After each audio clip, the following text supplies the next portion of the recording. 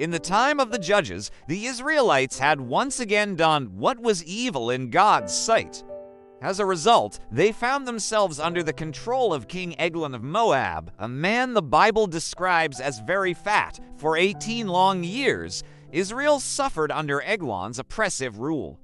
But then came an unlikely hero, a man named Ehud from the tribe of Benjamin. What made Ehud unique wasn't just his bravery, it was the fact that he was left-handed. And that detail would prove to be the key to one of the Bible's most daring solo missions. When it came time to deliver tribute, basically taxes in the form of goods or valuables to King Eglon, Ehud was chosen for the job. But he had more than just taxes in his bag. Before the journey, Ehud secretly crafted a double-edged sword, about 18 inches long, and strapped it to his right thigh. A place guards wouldn't think to check since most warriors were right-handed and wore weapons on the left. So when Ehud arrived at the palace and presented the tribute to Eglon, everything seemed normal. The king, probably bloated with pride, if not actual body fat, received it without suspecting a thing.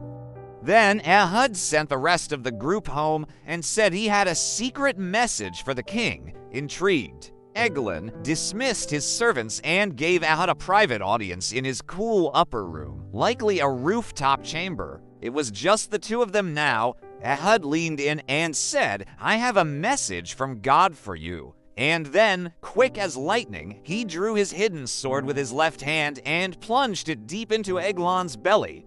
The Bible goes into detail here. Eglon was so large that the entire sword, hilt and all, disappeared into his body.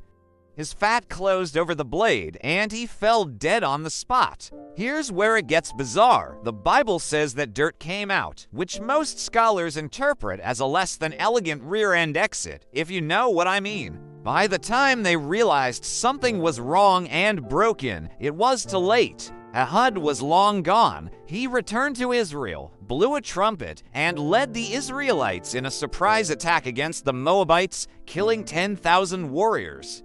With Moab defeated, Israel enjoyed 80 years of peace. This story is one of the most vivid and human stories in the Bible. Messy, funny, brutal, and strangely relatable. For all of us underdogs out there, Ehud reminds us that we can take down even the biggest bully if we have a good plan and a sword up our sleeve. Or maybe just a sword strapped to our thigh. Ehud did it his way.